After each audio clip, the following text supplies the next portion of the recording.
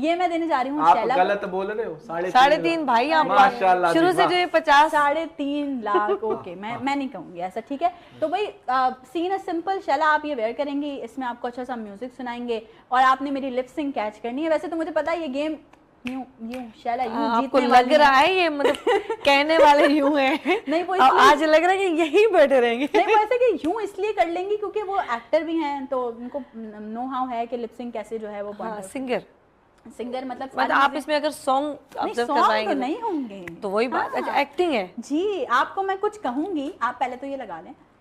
आप मुझे कुछ कहेंगे, मैं आपको कुछ कहूंगी, आपने पहचानना मैं क्या कह रही हूँ। आपने मेरे लिप सिंक दी, लिप सिंक है, लगा लें जरा हेडफोन और हम आपको एक अच्छा सा गाना सुनाते हैं जिसको आपने बिल्कुल नहीं बताना कि कौन सा चल रहा है। नहीं, कुछ भी नहीं चला। मैं तो नहीं से बता रही।